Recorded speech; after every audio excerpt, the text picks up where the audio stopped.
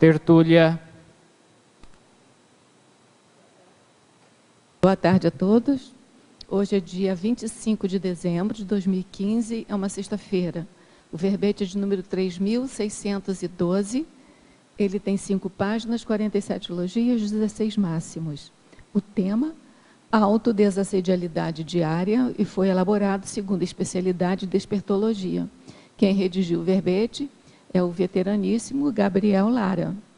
Gabriel Lara Weigert, graduado em psicologia, técnico em turismo, natural de Porto Alegre, Rio Grande do Sul, voluntário da Conscienciologia desde 2011, docente da Conscienciologia desde 2011 também, tenepsista desde março de 2014.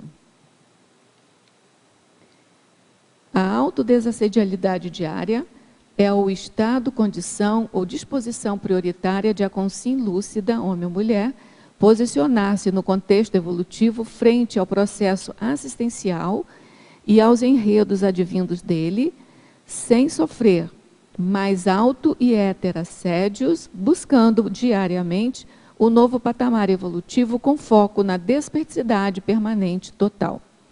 Na pensenologia nós destacamos o holopensene pessoal da desperticidade, o holopensene da interassistencialidade, o holopensene pessoal da imperturbabilidade, a retilinearidade pensênica, a liberdade pensênica adquirida da autodesassedialidade, a sustentabilidade pensênica. Na fatologia, a imperturbabilidade denotando maturidade da consciência, o mitridatismo gradual adquirido pela consciência desperta, a linha divisória da autoconsciencialidade, a autodesperticidade construída diariamente, o passo a passo, a gota de sangue e suor na construção da trajetória evolutiva, a auto-organização holossomática possibilitando a autodesassedialidade, o hábito de pensar tal qual o serenão, o auto-imperdão possibilitando a desassedialidade, o hétero-perdão melhorando as relações interassistenciais, o posicionamento interassistencial cosmoético enquanto delimitador da manifestação da consciência.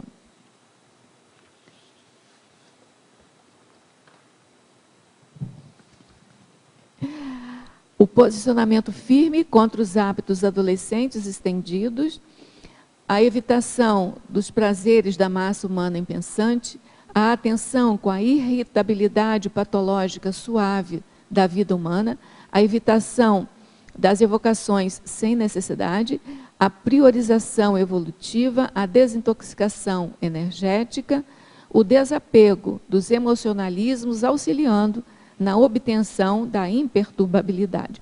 A gente chama a atenção que a fatologia tem 25 linhas, o que constitui o máximo para o verbete. A gente só leu alguns itens, né? Então a gente aguarda aí as perguntas dos demais itens. Na parafatologia, nós temos a TENEPS enquanto treino para o futuro epicentrismo consciencial, a sustentabilidade energética de energizador lúcido, a vivência dos 20 estados vibracionais diários, a exteriorização de energias para as consciências enfermas, o desapego dos bagulismos energéticos, possibilitando a autodesassedialidade, a voliciolina auxiliando na quebra de obstáculos evolutivos, a perspectiva de alcançar a autofiex nesta vida intrafísica, a autotransfigurabilidade do psicossoma, auxiliando no resgate na baratrosfera, a leitura energética de ambientes auxiliando no autodesassédio, a manutenção dos registros parapsíquicos, a refratariedade cosmoética, a promoção da auto-mega euforização, auxiliando na construção da desassedialidade, a auto-para-vacinação holossomática, a autoconfiança parapsíquica, possibilitando a mudança de patamar evolutivo. Também aqui nós temos 27 linhas, o que constitui um outro máximo para o verbete. E, além disso, no detalhismo, nós temos 11 máximos, o que, para o professor Valdo, na época, ele instituía como um grau de excelência do detalhismo. Tá? Aqui na remissiologia, nós destacamos autoimunidade consciencial, automediação anticonflitiva, pré-perdão assistencial, mega nível da autoconsciência e ser desperto. A autodesassedialidade vivenciada diariamente pela consciência mais lúcida pode favorecer a caminhada para o profissionalismo junto ao mecanismo multidimensional interassistencial. Você já vivenciou a autodesassedialidade em algum dia da vida, da atual vida? Já identificou quais são os traços patológicos impeditivos de vivenciá-la regularmente, sem gaps? Na bibliografia específica, o autor contribui com 3 fontes de referência. Agora nós vamos ler a mega-análise elaborada pela equipe de mega-análise Enciclosapiens, que é constituída por Ana Rocha, Marilene Raganin e Socorro Frazão. Homeostase, mitridatismo, completismo, autoequilíbrio, tenepsismo. Autoconfiança, sincronicidade, autodesassédio, auto-organização, posicionamento. Interassistência, autopacificação, ortopensenidade, antiassedialidade, anticonflituosidade. Imperturbabilidade, antiemocionalismo, cosmoeticologia, despertologia e ofiexologia. Gabriel, a gente sempre faz aquela pergunta clássica, que você como veterano já deve saber, né? O que te levou a elaborar esse verbete? E eu sempre pergunto os bastidores do verbete, sabe? O que te aconteceu, assim, se é que você pode contar? Claro. Enquanto você estava fazendo o seu verbete, né? Se vieram as ideias, se veio assédio, como é que foi para você fazer o verbete? Bom, primeiramente, boa tarde a todos e todas aí, um Feliz Natal para todo mundo. Nessa data aí, desejo muitas reconciliações com os familiares, com o povo todo aí. E para mim é uma satisfação estar aqui, porque é sempre um ambiente muito amparado, intrafisicamente e extrafisicamente também. Então, fico muito grato de ter essa oportunidade de defender o verbete. Basicamente, eu comecei a pensar sobre esse assunto há mais ou menos 1 ano atrás.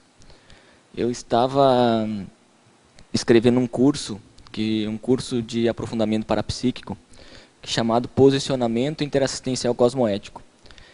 E aí, quando eu estava escrevendo, veio a ideia desse contexto de como que eu poderia vivenciar mais na prática a condição da desperticidade, sem colocar uma meta muito distante, mas colocar assim, ó, como eu sou muito prático, acho que o amparador já sabe mais ou menos como é que eu trabalho, e fala o seguinte: pensa nesse tema. Daí, só que o que surgiu para mim foi desperticidade diária. Quando eu mandei o tema, o pessoal da Enciclosapiens achou mais interessante a autodesassedialidade, e eu também gostei mais. Então foi isso que me gerou. Aí o que eu pensei sobre isso? Que é um posicionamento mesmo, você escrever um tema sobre esse, e você procurar bancar essa situação, para ser teático. E os bastidores foram muito interessantes, assim, porque a gente começou a perceber um padrão diário de mais consciências sendo assistidas, começou a perceber mais demanda, às vezes até um padrão de irritabilidade, então tem que trabalhar em cima disso. Então foi interessante, assim, até agora, antes de vir, umas 2 semanas antes de vir, tinha muita demanda de vários, eu ia apresentar artigo e outras coisas, então a gente sentiu que pesou um pouco mais, mas faz parte do desenvolvimento, né, do estofo.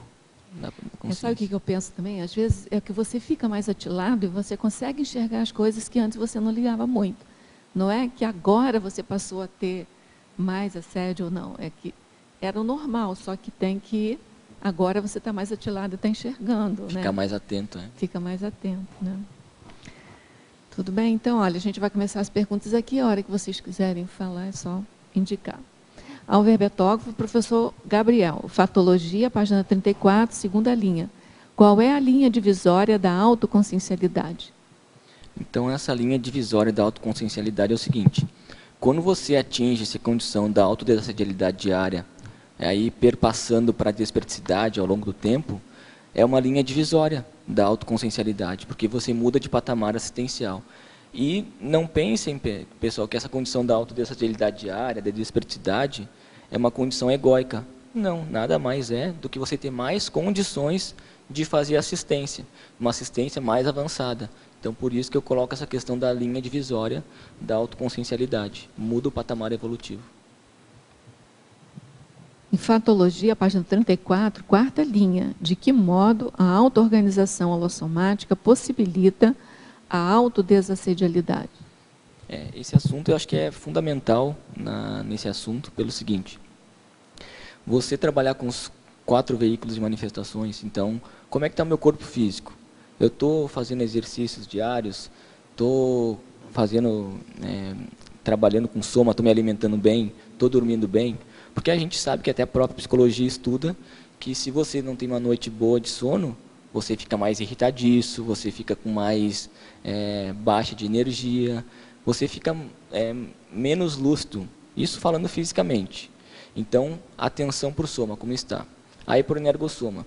Como é que está o meu trabalho de energia? Eu estou trabalhando com as energias? Eu estou ficando atento às demandas energéticas? Então, isso é um assunto muito importante que a gente tem que trabalhar. E com relação às energias, se colocar em novos desafios. Até ali na parafatologia eu coloco a vivência dos 20 estados vibracionais diários. Então, o que eu recomendo para vocês nessa parte aí é o seguinte. Tem agora um aplicativo do EV, que você baixa pelo iPhone. Para o Android não tem ainda. Então, o meu caso é esse, que eu não tenho iPhone, eu tenho Android. Mas o que eu fazia já há muito tempo? Eu pego uma tabelinha do EV, que lá tem as pontuações que você faz. Então, se eu trabalhei energia e não senti nada, nota 0. Se eu trabalhei energia e senti energia trabalhar com dificuldade, nota 1. Se eu trabalhei a energia e senti a energia trabalhando com facilidade, nota 2. Se eu trabalhei e atingi o estado vibracional, 3. Se eu atingi o ápice da minha referência no estado vibracional, nota 4. E você vai colocando ali nessa tabelinha quantas vezes você fez. Mas você pode mudar de colocar em novos desafios. Então está fazendo 20 ali, você vê que lá pelo meio-dia você já fez os 20. Aí, então agora está tranquilo no resto do dia. Não. Então faz uma tabela maior. Coloca, por exemplo, faz com 40. Tinha uma época que eu usava muito tabela, agora não uso mais, mas eu usava 40. Então, aí eu via assim que a média de EVs ficava das 40 tentativas, eu atingia 28 estados vibracionais e o resto era mobilização de energias. Mas só o fato de mobilizar já ficava bem. E isso me ajudou a aumentar cada vez mais o nível do estado vibracional. Então você começava a ter novos patamares e isso ajuda muito nessa parte da energia. Como é que está a energia do ambiente, da sua casa? A pessoa está com uma dor de cabeça, ela nem percebe, ela nem vai saber se é energético, se é físico mesmo, o que está por trás disso. Ela simplesmente pega um remédio, toma, vai dormir e esquece. E aí, só que não foi na raiz do problema. Então eu vejo que isso é muito importante nessa parte da energia. A parte do psicossoma. Como é que está a questão das emoções? Como é que está a minha reação no meu dia a dia? Estou ficando irritado, que nem eu comentei? Tem algum traço pegando? Como é que está o meu dicionário emocional? Então isso é muito sério também. Aí na parte do mental soma. Como é que está a parte da minha leitura? O que eu estou fazendo para otimizar? Estou escrevendo um verbete, por exemplo. Estou fazendo o curso lá da verbetografia. O que eu estou fazendo na parte mental somática? Essa ideia é ótima. O que eu estou fazendo nessa parte mental somática? Então isso é muito sério, a gente ficar atento para promover a autodesassedialidade, porque não é só um veículo que vai estar, são todos que vão estar respondendo e um vai estar interagindo com o outro. Acho que é mais isso. Estamos falando em números, eu queria perguntar, eu tinha anotado aqui, você falou nos 20 estados, depois fala mais adiante na parafatologia das 40 manobras, na técnica dos 10 segundos e ainda na TENEPES 24 horas. Podia relacionar isso com um verbete? Ele é mais matemático do que eu, né? Exatamente. Não sei se tem mais algum número aí que eu não peguei. Com relação à questão dos 20 estados vibracionais, essa condição mesmo a gente está trabalhando para manter a desassedialidade, a autodesassedialidade. Aí, as 40 manobras energéticas, até tem um curso que fala sobre isso, que é o pessoal da CIP lá que faz, o professor Mário Oliveira, que dá o curso, que é um curso muito bom, recomendo, assim, pessoal iniciante, pessoal veterano também. Primeira, até tem uma história, se me permite, com relação a isso. O pessoal, quando eu fui fazer o curso 40 manobras, o pessoal veio me dar o contra. Poxa, Gabriel, vai fazer esse curso aí, mas esse curso é muito para iniciante. Aí eu falei, poxa, mas um tema tão interessante desse não deve ser. Fiz o curso e assim, saí surpreendido, porque amplia muito o nível de assistência que você tem. Então, você aprende a trabalhar com várias técnicas energéticas para promover o auto e o hétero desassédio. Então, assim, pessoal veterano, não fiquem com preconceito, porque é muito bom. Porque como não tem pré-requisito, o pessoal acha que é... Mas o curso é top de linha. Então, assim, recomendo esse curso e fazer as 40 manobras energéticas também, que ajudam no autodesassédio. Aí fala a questão da TENEPS 24 horas. Eu não tenho a TENEPS 24 horas, mas como eu vejo que a vida exige posicionamento o tempo inteiro, eu coloquei porque é uma condição avançada para mudança de patamar. Aí até eu faço analogia da seguinte forma, né, que a gente colocou ali o FIEX, TENEPS 24 horas e TENEPS. Eu penso o seguinte, quando você começa a TENEPS, você monta uma sociedade com o amparador. Então você monta uma salinha ali, num local ali, uma salinha, começa a atender poucas pessoas, conforme vai aumentando o seu estofo, você vai aumentando e vai ampliando essa salinha. Aí com a TENEPS 24 horas, você constrói um postinho de saúde, que você já está mais predisposto a assistir. Então você fica atento à demanda da assistência nas 24 horas do dia.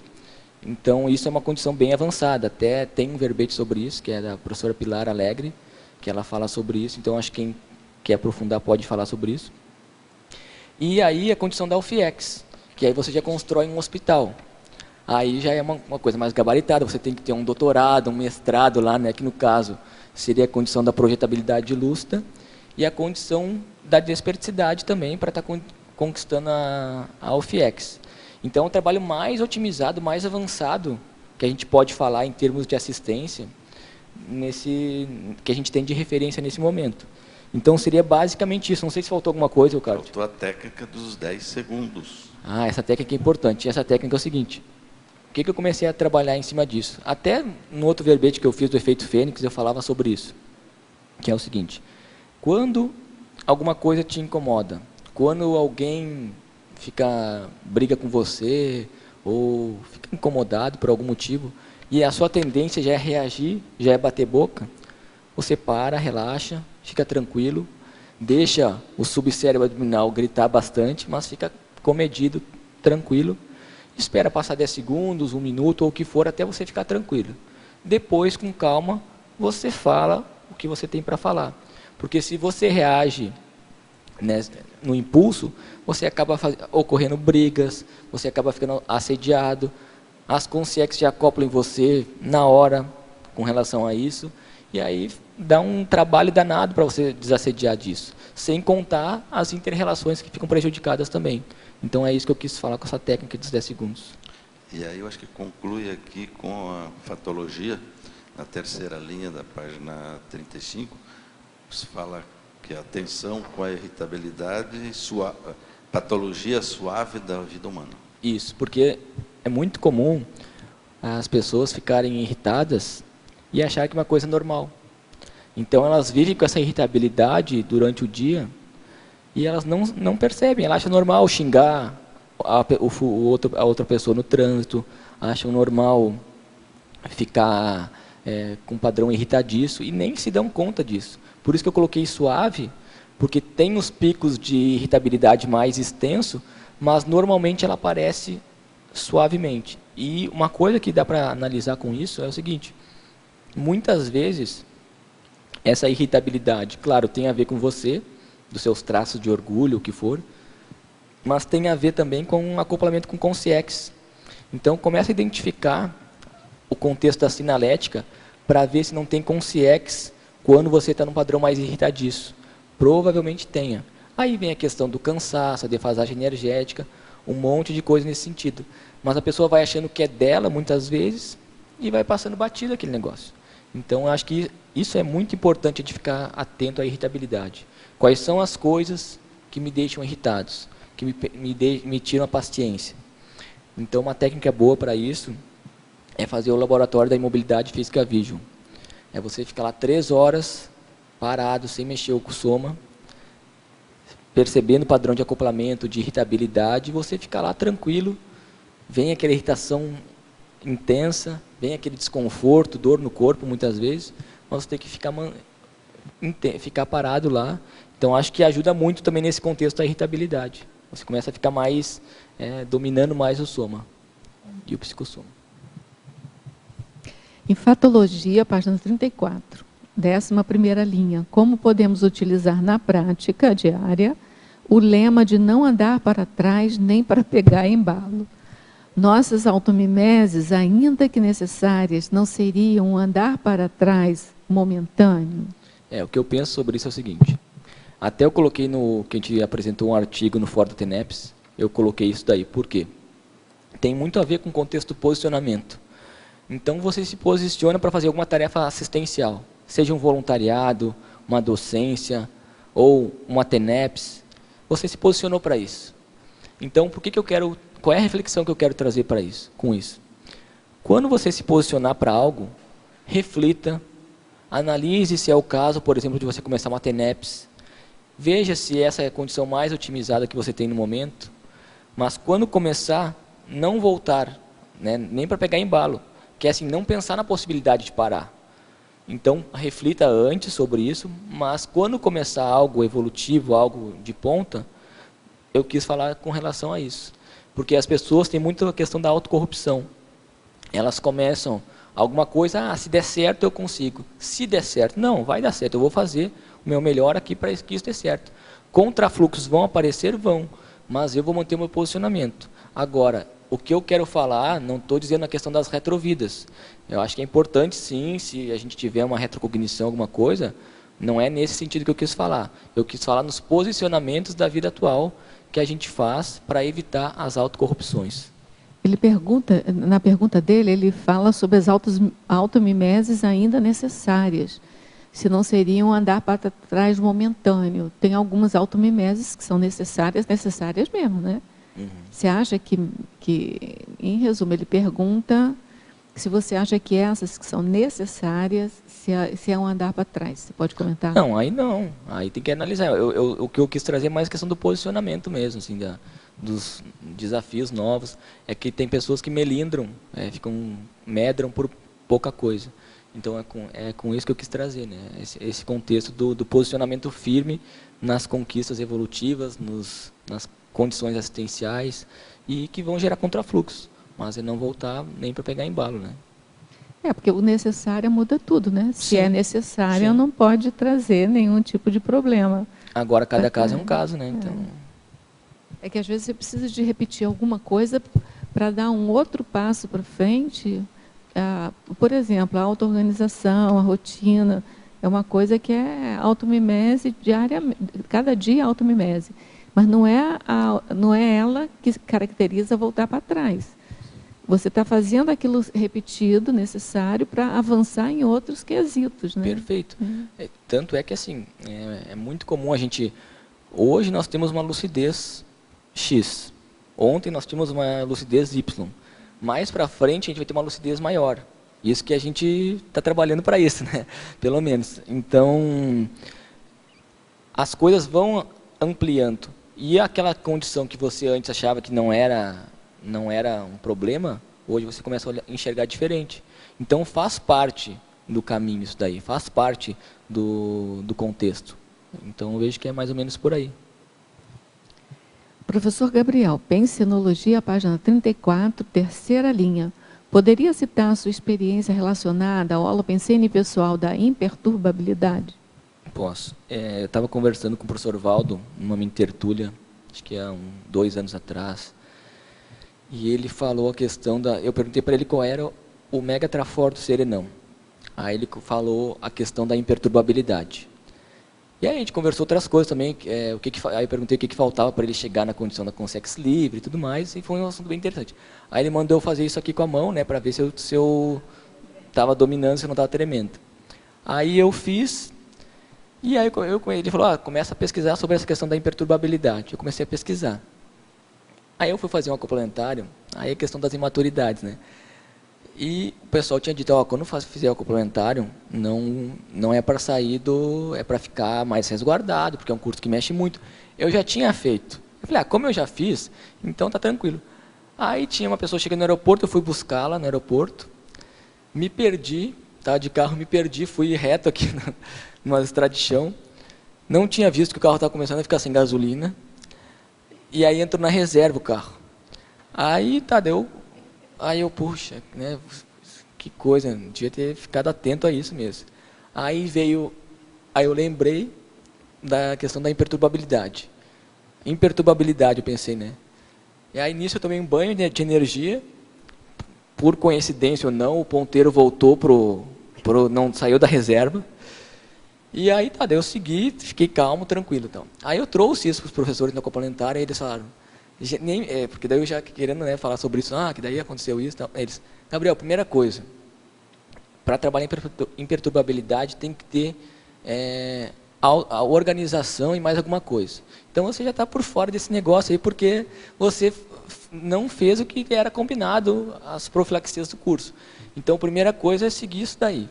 Então achei interessante esse contexto, né? E uma das coisas que eu vejo, essa questão da imperturbabilidade também, que eu vejo que daí trabalhando até a questão do serenismo, da consciência livre, vai aumentando os graus de imperturbabilidade.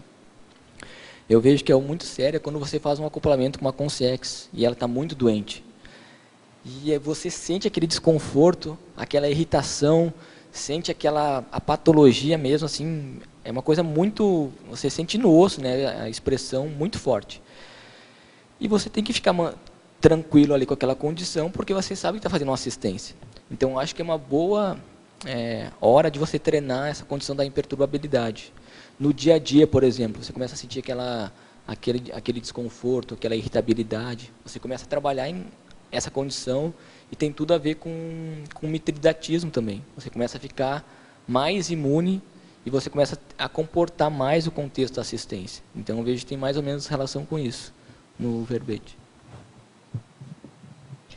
Em fatologia, página 34, final da 7ª linha, o que poderia falar sobre o hábito de colocar-se na condição de desperto? É aquela condição de você se colocar em novos patamares. Então, como é que surgiu uma situação X? Você está ficando assediado com algum contexto voluntariado, o que for. Aí você pensa, como é que um desperto ia agir nessa hora? Como é que seria a resposta dele nessa hora? Como é que ia ter contexto patológico, emocional? Ele ia ficar perturbado com essa situação? Como é que ele ia reagir a isso? Então você se coloca nessa condição para você trabalhar. É como se fosse um força-barra ali para você começar a se colocar cada vez mais nessa condição. E ver que como tem consciências que estão mais lúcidas para o processo evolutivo, você se coloca em novos patamares assistenciais e começa a seguir alguns modelos. Então vejo que é mais ou menos isso, você se colocar nessa condição. Então, na sua quinta linha da fatologia, você coloca também o hábito de pensar tal qual serenão. Teria alguma diferença? O que você pensou de colocar esses dois itens? Com a mesma lógica, né? As duas têm. Mas tem uma diferença, uma desperta serenão. Qual a diferença? É que assim, o desperto, claro que por mais que esteja é uma condição muito top para nós, ainda, e nós todos, enfim, a gente está caminhando, engatinhando ainda no processo assistencial. Então o desperto está na metade do caminho ainda, o serenão está mais top no negócio. Aí eu fico pensando, quando tem sei lá, uma condição de orgulho, uma condição boba assim, né? Eu fico pensando, o que representaria para o serenão esse problema? Tipo, uma imaturidade, né? Então não seria nada, né? Então assim, o que representaria para ele? Então a gente vê como a gente é muito apegado ainda o nosso ego, as imaturidades. E quando você pensa nesse contexto de consciências mais lúcidas, você abre mão do traço, né? Então acho que isso é muito importante para ver como que lida também a questão da assistência, muitas vezes silenciosa, de você não... É aquele que o verbete do professor Valdo, a assistência sem retorno. Quantas vezes a gente faz algo esperando algo e troca. Então tudo isso eu começo a trabalhar em cima disso, né? Agora, você não acha, eu fiquei pensando aqui enquanto você estava falando, você não acha que a gente ter essa técnica, né, de pensar enquanto desperto, pensar enquanto serenão, isso também não ajuda a gente a evocar um padrão mais elevado? Porque assim, eu vou pensar, porque já aconteceu isso comigo uma vez, eu estava numa situação meio embaraçosa, e aí eu falei assim, se fosse serenão aqui, que faria, né? Mas eu não fiz nada, a menina começou a desabar em choro na minha frente, entendeu? Eu só pensei isso. Que, se fosse um serenão, o que eu faria aqui agora, né? Ou se fosse um serenão, o que ele faria agora? Aí eu não fiz nada. Então, assim, ou fiz tudo, né? Quer dizer, eu acho que eu evoquei ali a energia do serenão, não foi nem essa a intenção minha. A minha intenção foi realmente resolver aquele problema. Sim. E, assim, a repercussão foi imediata, assim. Sabe o que você falando agora, quando eu estava escrevendo o verbete do Efeito Fênix, veio muito essa ideia de pensar como serenão, né? E aí eu estava passando por um local, assim, meio patológico, né? Um local... Aí veio essa ideia, pense como serenão. E aí foi bem o que você falou, eu senti um padrão de energia mais intenso e veio a ideia, exterioriza energia. E aí começou a ter fluxo muito intenso de energia nesse contexto. Então, com certeza, agora você falando, lembrei disso aí, tem esse contexto de fazer evocação desse holopensene também, né? Eu acho que mexe com a ortopensenidade da gente também, né? Porque na hora que você para pensar que vai, né, que quer pensar igual um serenão ou quer pensar igual um desperto, isso por si só já te dá uma autorreflexão e uma ortopensenidade. Muda, na verdade, as suas próprias energias. Né? Aí tem aquele contexto que eu fico pensando assim, não necessariamente vai estar o serenão ali, porque você pensou, né? Com certeza. Mas assim, tem alguém da Equipex ali, alguém junto que quando tem essa expansão, é claro, cada caso é um caso, não é porque você evocou, pensou que vai ter isso aí cada pessoa tem que avaliar, mas muitas vezes tem isso sim. Então, é interessante ficar atento, né, e pensar grande mesmo, porque tem muita gente precisando de assistência, muita gente precisando de ajuda, e pouca mão de obra para ajudar, de maneira mais qualificada, mais técnica. Então, quando você está disposto ali, se melhorar, se qualificar para fazer uma assistência mais qualificada, automaticamente vai ter um investimento, vai ter um trabalho mais ostensivo com a equipe de amparo ali. Então, isso é muito sério a gente valorizar, né?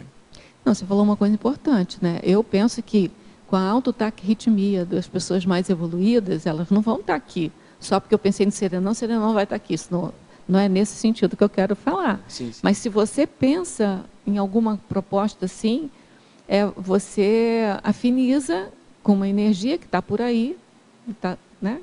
Uma energia emanente que sempre está por aí, que a multidimensionalidade, onde tem um dedo, tem uma infinidade de dedos, né? Então, aqui tem uma infinidade de possibilidades também. Então, você vai afinizar com aquela possibilidade que você tem capacidade para se afinizar. Sim. Então, acho que é isso. E também a autotaquirritmia deles, assim, é instantâneo, não precisa deles estarem aqui. Assim que eu entendo, não, né? Com certeza. Mas porque a gente tem é sempre bom falar, porque às vezes tem tertuliano, alguém que o pessoal, então agora eu vou começar aqui a evocar e tal. Não, eu só estou tocando nesse assunto por isso. Porque a ideia, assim, mais até intrafísica da gente. Eu evoquei alguém apareceu. É sempre naquele sentido da pessoa vir até você, né? Eu evoquei e o outro veio até mim, mas não é nesse sentido que a gente está falando. vê a questão da afinidade, né? Porque você está disposto para o trabalho, você não precisa ficar, muitas vezes, né, evocando e tal. Já é natural a afinidade, muitas vezes. Aí quando você ainda, como você falou, pensa sobre o assunto, pensa sobre condições mais otimizadas, automaticamente aquele sinergismo acontece, né? Então, acho que é bem sério. Na fatologia, na página 35, terceira linha, poderia comentar sobre o hábito de não fazer média com os outros? Essa questão do hábito de não fazer média, eu penso muito na seguinte forma. É o contexto das amizades, as amizades evolutivas. O que eu penso sobre isso? Um amigo de verdade, ele não vai estar querendo fazer média com você.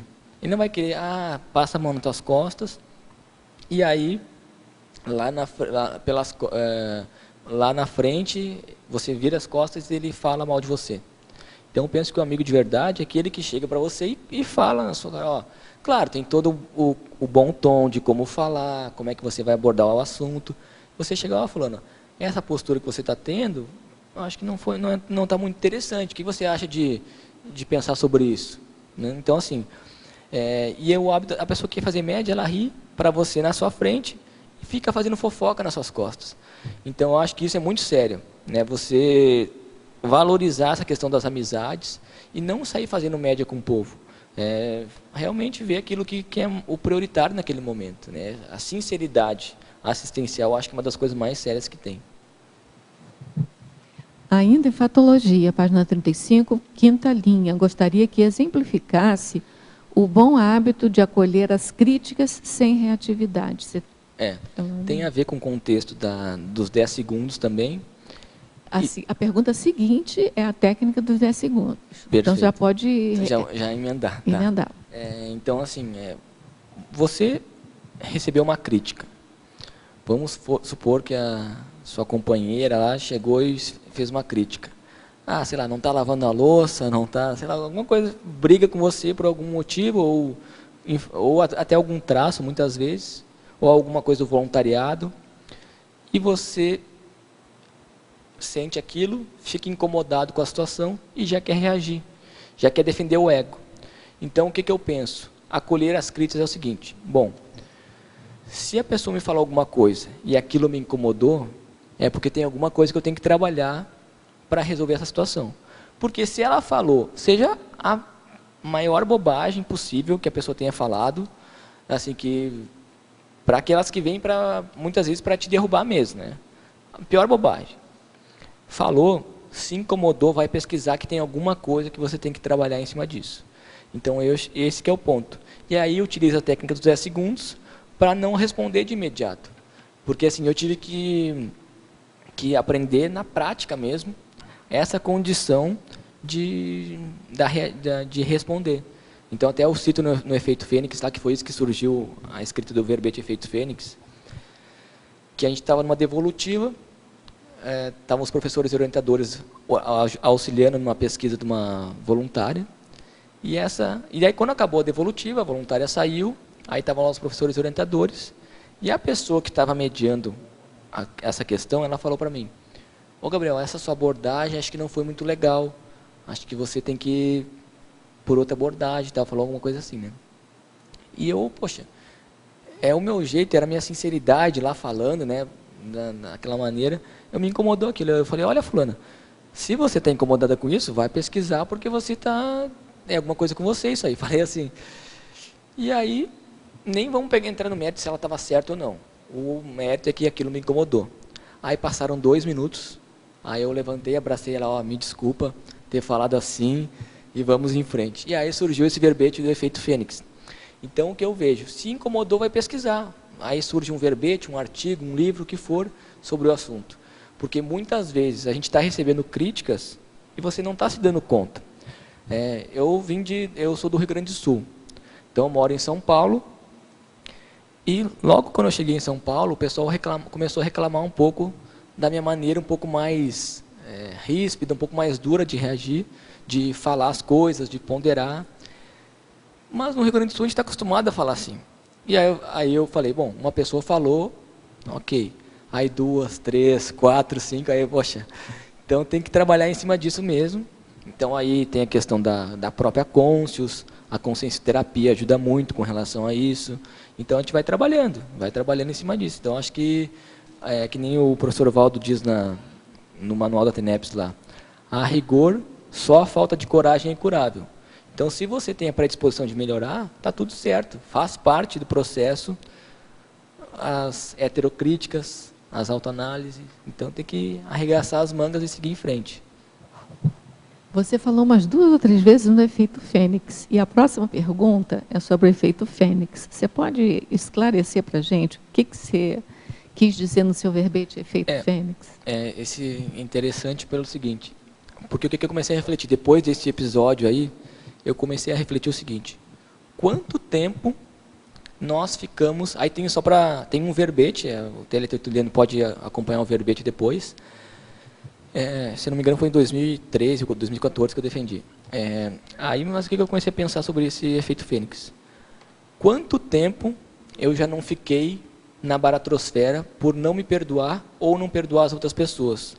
Com melancolias, com a questão do orgulho, do ego, sem perdoar.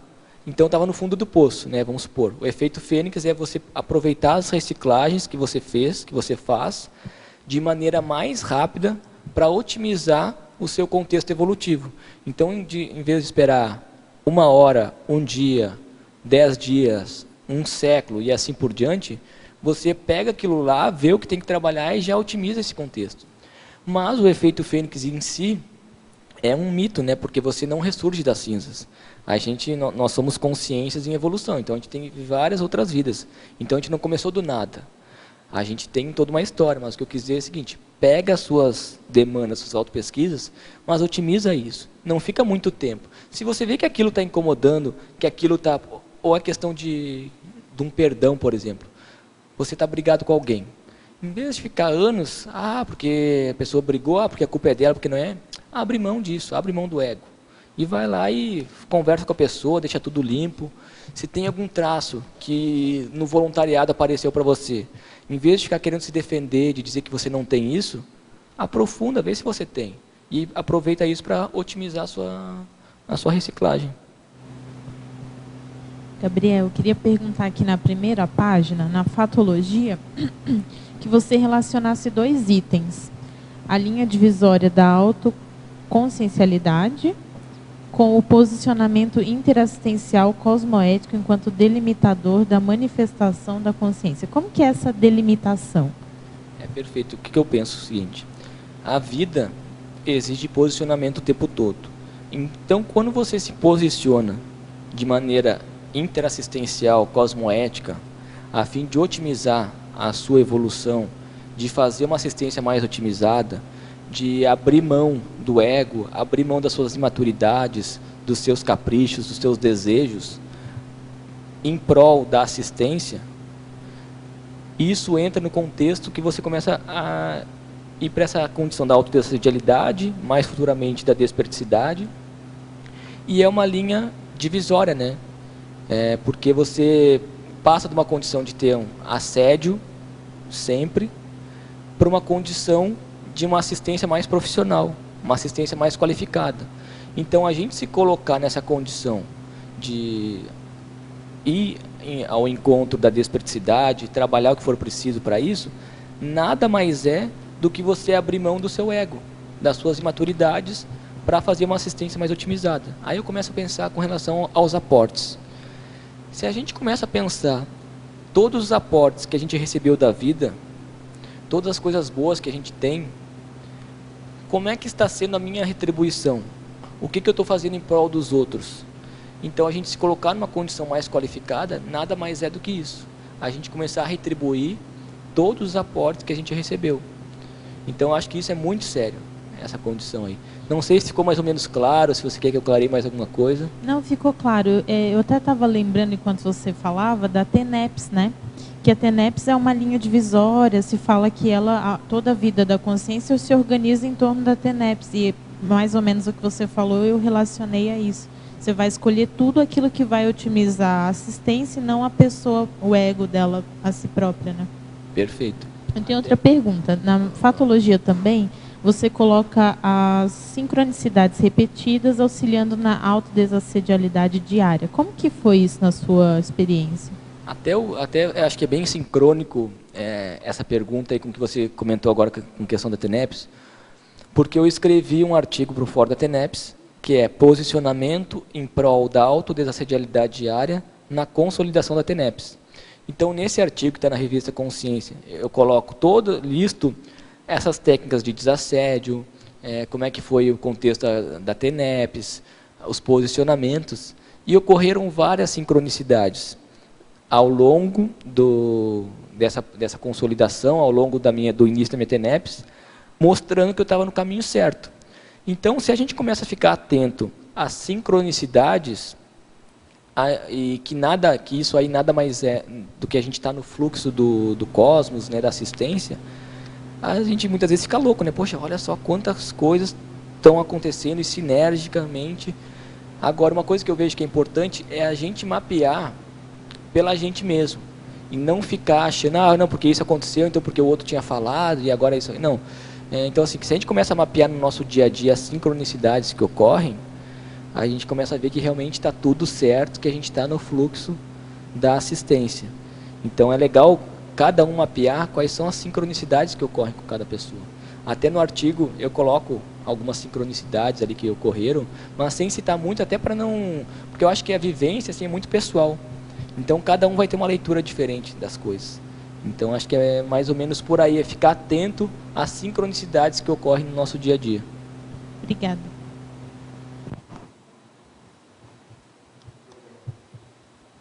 Aqui em Patologia Suave da Vida Humana, eu acho que o exemplo que tu deu agora da maneira de nós, né, me coloco também junto a ti aqui de falar, o gauchês, né, a forma mais agressiva até de falar, que para a gente às vezes é comum, mas quando tu sai e encontra pessoas em outro ambiente, tu vê que não é tão normal assim. E às vezes passa no dia a dia coisas batidas, que tu acha que essa patologia suave vem bem ao encontro disto, que tu não percebe. Né? No convívio, já que tu está no meio, todo mundo é quase idêntico, né?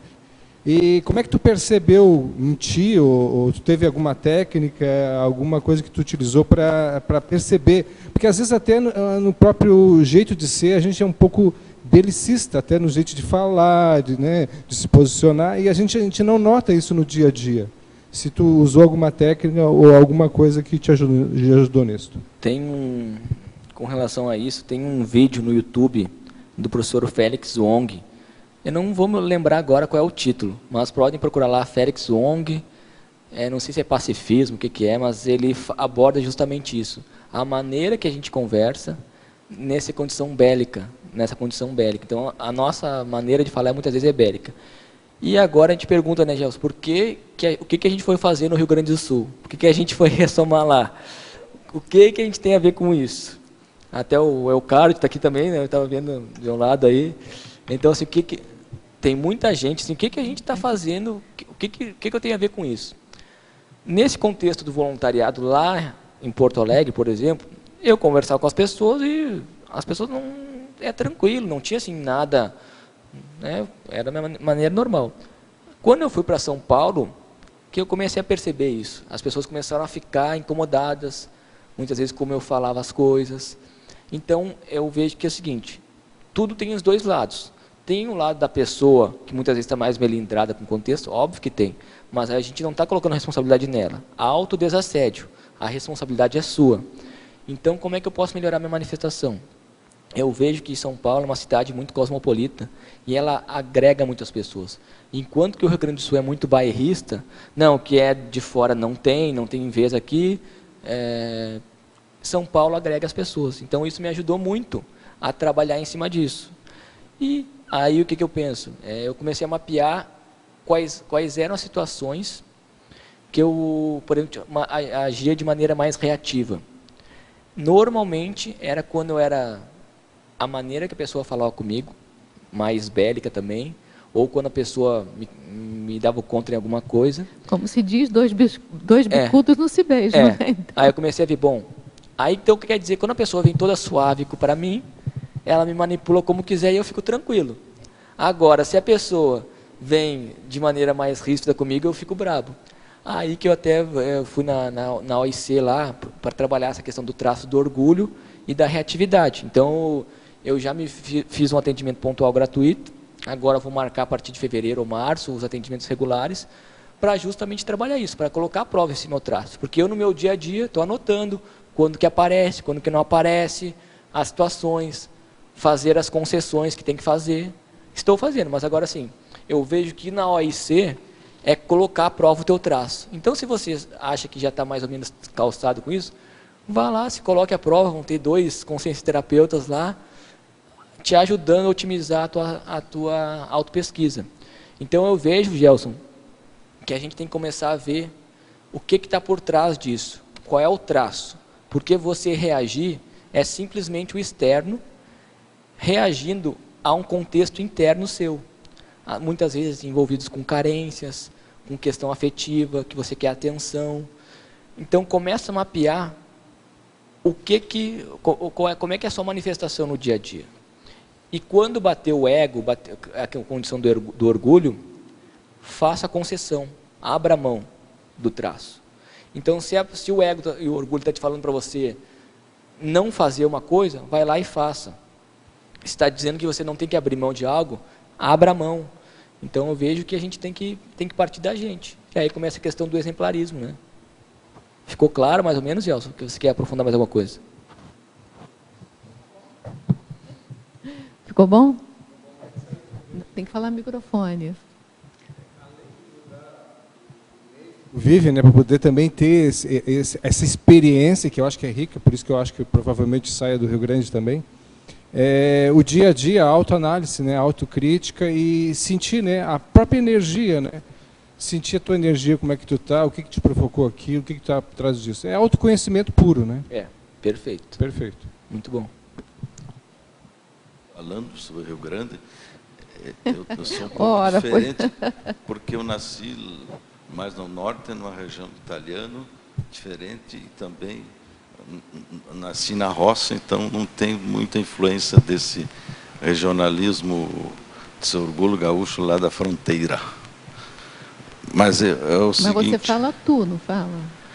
Não, eu nos meus escritos eu uso você. Eu dificilmente uso tu. Porque eu nunca reparei mesmo. Eu uso sempre você. Mas eu estou impressionado os últimos 3, 4 dias, a turma de jovens que tem se manifestado aqui na tertúlia, com temas, né, e com facilidade de expressão que eu fico babando, como se diz, né, com exceção da Florença, que veio no meio aí, mas tanto o Henrique, como o Diego, como o Pedro, como ele, são jovens que não usam nem consulta aos arquivos e as coisas, já vem a coisa natural. Então, curso intermissivo recente. Diferente um pouco de nós. Olha, a nossa vingança é que na próxima vida, né, a gente vai vir antes deles. A gente vai vir. Muita responsabilidade. Não precisa treinar e...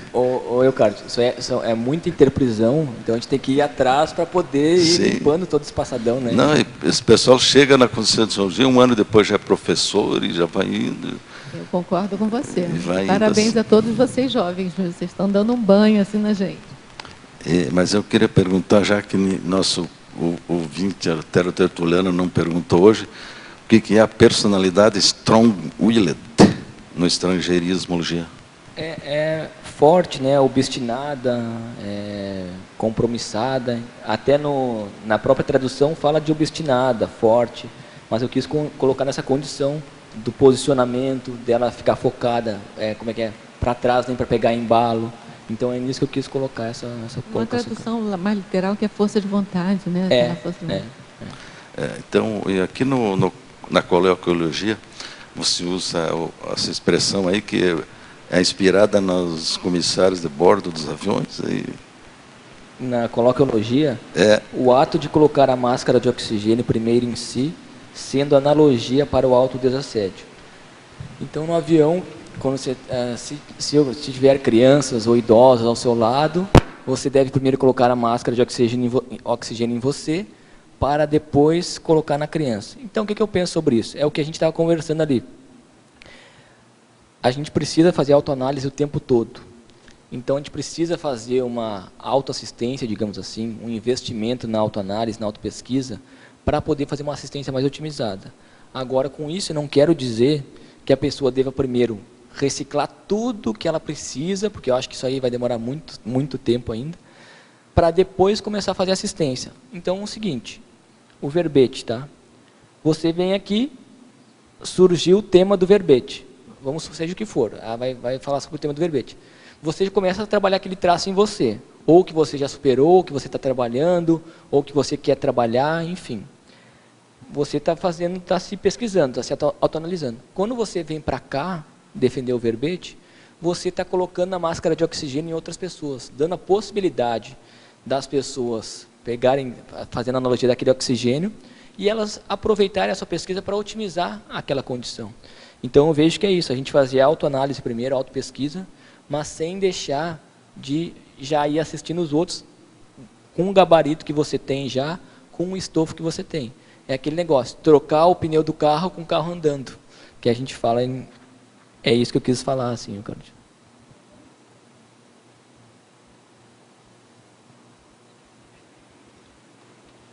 Gabriel, aqui na fatologia, última linha.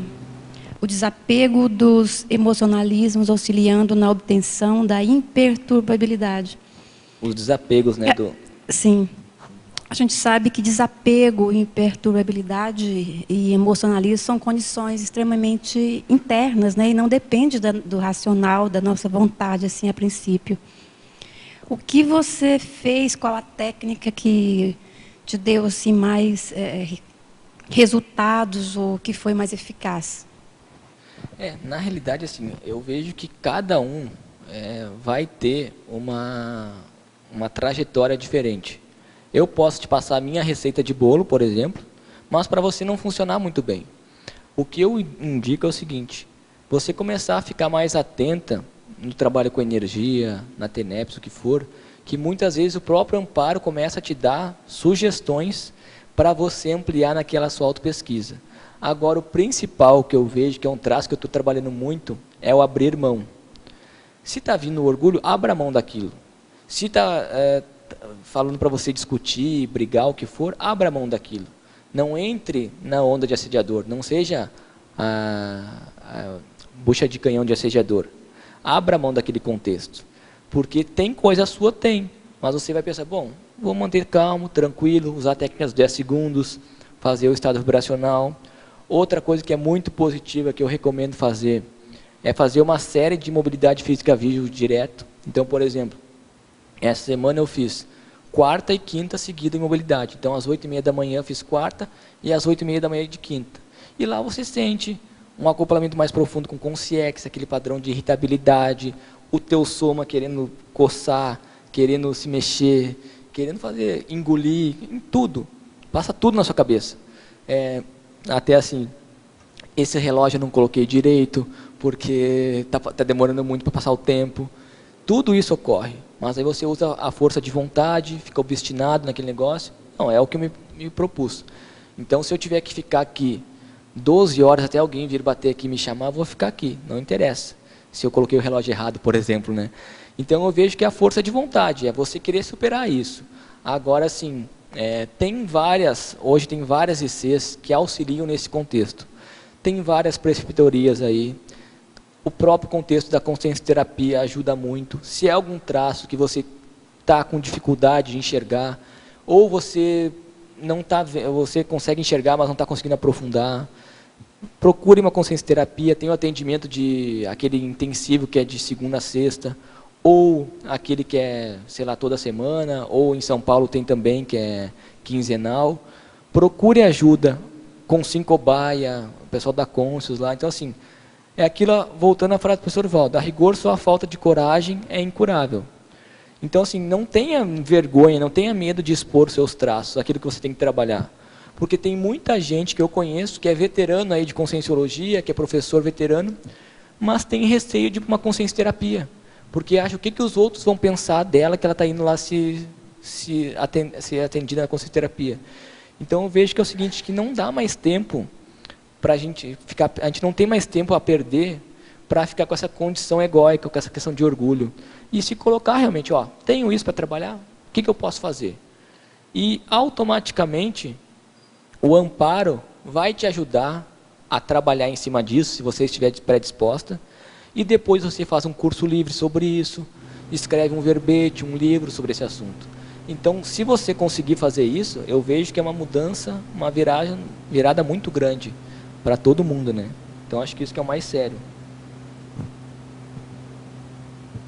Gabriel, Laura, você fala lá na fatologia sobre a responsabilidade, só um minutinho, responsabilidade adquirida através da autodesassedialidade. Como tem sido essa sua crescente responsabilidade, né?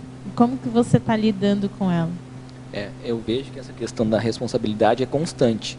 à medida que a gente vai se colocando em novos patamares assistenciais, nós vamos ficando mais responsáveis. Então, mas é muito bom porque você vai ficando mais grato pelo contexto assistencial. Então, acho que isso é muito sério, você assumir essa responsabilidade que você fez um curso intermissivo, que você não veio aqui a passeio, né, que nem dizia o professor Valdo lá, só para comer sobremesa. Você veio aqui com uma coisa mais séria. E se para você essa condição da assistência é um valor para você, automaticamente você passa a ter mais responsabilidade. Então, aquelas atitudes que você tinha no passado, hoje já não combinam mais com você. Um contexto que é muito bom para isso é você ser docente. Você dar aula de conscienciologia ajuda nisso, porque você vai ficando teático. Então você está falando na sala de aula, aí vem a pergunta, você está fazendo isso no seu dia a dia? Você está fazendo realmente isso? Então é uma constante reflexão. Então eu vejo que a responsabilidade é muito séria. Não tem como fugir disso. Quanto mais a gente evoluir, mais responsabilidade nós vamos ter e maior vai ser a nossa gratidão frente a isso. Então eu vejo que é valorizar o nosso curso intermissivo. Agora é interessante que você está falando que essa imperturbabilidade vem com essas informações, né? De que você, quando você se dá conta de que você fez um curso intermissivo, que você tem coisas mais importantes para fazer aqui, né? Porque sem isso, não tem, né, como você assumir essa responsabilidade, sem essa maturidade. Eu queria também que você comentasse na parafatologia. Você fala da expansão mental somática advinda da autodesassedialidade. Como que você tem percebido essa expansão mental somática? Eu vejo que é o seguinte, quando você se coloca em novos desafios, por exemplo, vamos escrever um livro, vamos escrever um verbete, um artigo, um curso, o que for, você começa a promover mais esse desassédio mental somático. E isso começa a expandir as ideias, porque elas, claro, advindo a isso, você tem que trabalhar com o processo do estado vibracional, quando precisar ali a exteriorização de energias. Tudo isso, esse sinergismo, otimiza esse contexto do desassédio mental somático e essa expansão do mental soma também. Porque você começa a ficar mais em contato com a equipe de amparo, porque é do interesse deles passar essas ideias mais avançadas também, para muita gente que está precisando. Porque a nossa sociedade hoje, e por muito tempo ainda, predominantemente vai ser patológica. Então é muita gente precisando de ajuda. E eu acho que você foi em cima do lance, Laura, quando você trouxe essa questão do sentido, né? De você identificar o sentido da sua vida mesmo. Eu estou fazendo isso para quê? É só para agradar os outros ou realmente aquilo é um valor para mim? Até o próprio Viktor Frankl, né, que ele passou por um campo de concentração, ele escreveu o livro Em Busca de Sentido. Então ele viu que o que motivava as pessoas a sair daquele campo de concentração, a continuar resistindo àquelas atrocidades lá, era o sentido que elas tinham na vida. Então, se a gente não tem sentido na nossa vida, o que a gente veio fazer aqui?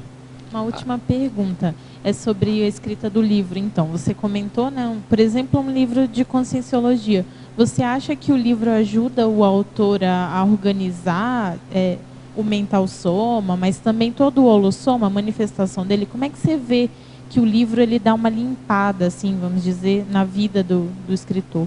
Sim. Eu até agora escrevi, o meu livro está na Editares, eu tive as devolutivas dos pareceristas, tem um monte de coisa para mexer, mas vamos ver se em 2016 a gente consegue otimizar isso. Mas o que eu vejo é o seguinte, aí pegando a questão da autopesquisa que a gente estava falando, começou lá quando eu estava pesquisando o traço da insegurança, dos medos e tudo mais. Aí eu escrevi um artigo, escrevi um curso livre, itinerei por uns 2, 3 anos com esse curso livre, sobre esse assunto da autoconfiança existencial. Surgiu a questão do livro, comecei a escrever o livro em relação a isso. Então é um crescendo, você começa e tudo isso tem a ver com o contexto, trabalha com energia, não é só o livro ali, só passar a ideia, é a sua teática que está ali.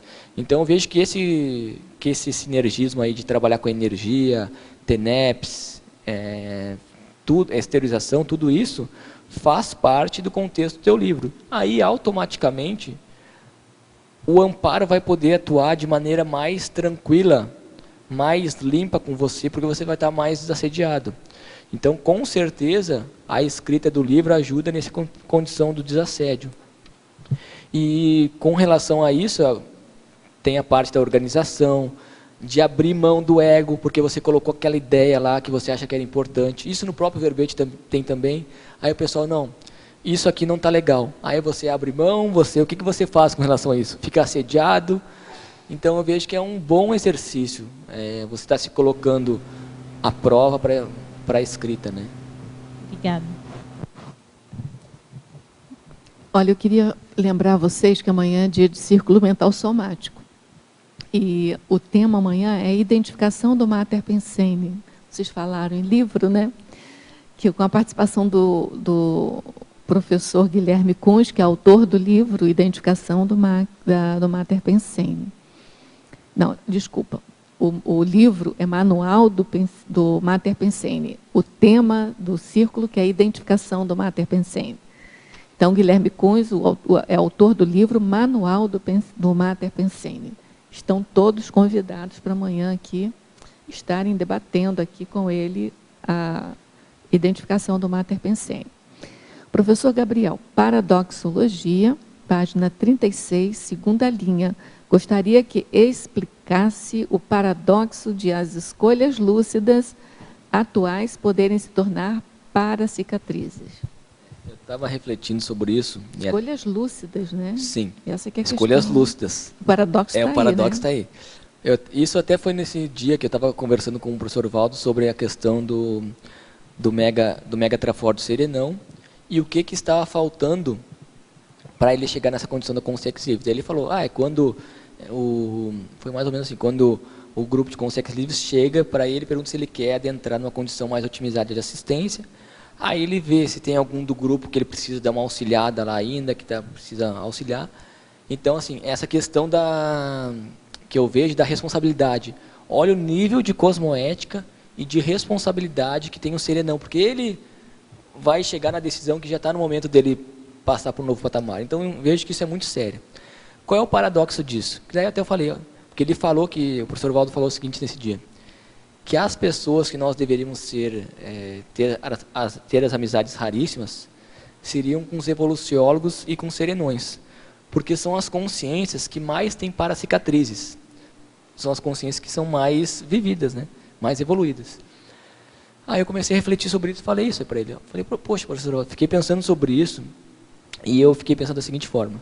Então, as coisas que eu faço hoje, que para mim são cosmoéticas, são em cima do lance, está tudo certo, mais para frente, eu vou me dar conta que lá no dia 25 de dezembro de 2015, o que eu estava falando não era tão sério assim, tinha muitas imaturidades nesse contexto, e automaticamente aquilo começa a ser um erro, aí tem a questão do fechamento da ferida, né, e as paracicatrizes.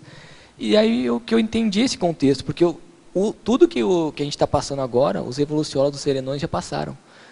Então, eles têm muitas paracicatrizes. Então, eu fiquei pensando com relação a isso, porque é um paradoxo, né? Porque eu estou pensando hoje é cosmoético para mim, mas amanhã pode se tornar uma paracicatriz. Que o erro pode não ser erro patológico, pode ser um subnível ainda, né? Isso. Não, e até com relação, assim, a questão da evolução mesmo, acho que faz parte da evolução.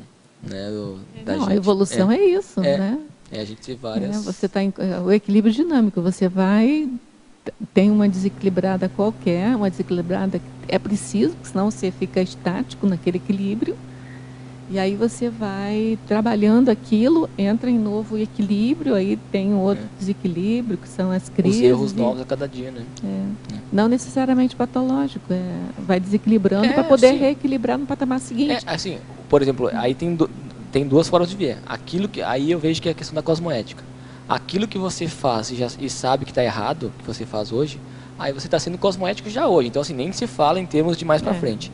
Agora, aquilo que você faz hoje, que você até falou a questão do patológico, mas na sua manifestação é uma manifestação sincera, cosmoética, dentro do seu nível evolutivo, esse que é o ponto. Que daí mais para frente a gente começa a refletir em cima disso. Mas assim, tem outro viés também. que você falou, eu estou fazendo uma situação anticosmoética aqui. A cicatriz, ou a paracicatriz, é quando você faz as escolhas corretas para cicatrizar aquele erro. Ah, sim. Não é? Sim. Tem esse outro viés também. Então, o paradoxo é perfeito. Professora Rosa, faço TENEPS, mas aí você também pode responder. Faço TENEPS, já tem quase 3 meses, quando senti um acoplamento, assustei, e no outro dia, ao acordar, minha mão ficou rodando. Pensei que queria escrever e o acoplamento sumiu. O que faço para voltar à conexão com o amparo? Desde então, não sinto nada. A gente teve até um círculo mental somático aqui que a gente discutiu muito sobre isso, né? Esse não sentir nada tem várias possibilidades, mas assim, olha, a gente não sabe o que está acontecendo com você, porque pouquíssimos dados aqui, mas uma coisa que é muito bom, eu não sei se você já fez, é ler o manual da TENEPS. Você ainda está com 3 meses de TENEPS. O que eu sei, assim, até da minha experiência pessoal, que passei por outras linhas assim de pesquisa, né, antes de chegar na conscienciologia, é que às vezes os nossos guias cegos mesmo, eles promovem mexidas de mão, e a gente faz aquela confusão entre o guia cego nosso anterior com o próximo, o amparador técnico de função da TENEPS, porque há muito pouco tempo a gente está se habituando, por mais que a gente leia e estude aí o manual da TENEPS. É você não desistir, em hipótese alguma, procurar estudar, anotar tudo que está te acontecendo, anota isso, que com o tempo você vai entender isso. E veja que, às vezes, essa parada, esse não sentir nada é aparente, né? Você, às vezes, não quer mexer a mão como você mexia antes, mas quem sabe, quem te garante que antes já era o teu amparador? Então, você dá um tempo, agora não pode desistir da TENEPS, procura se organizar, fazer na hora certa, preparar-se para a TENEPS. Tem um trabalho que o manual pede para fazer, que eu sugere fazer, e que eu acho muito importante, é você, antes propriamente dito, de começar a TENEPS, assim, uns minutos antes, você já sentado na tua cadeira, ou deitado na tua cama, não sei como é que você está fazendo sua TENEPS, você repassa o seu dia todo anterior, né? O seu dia.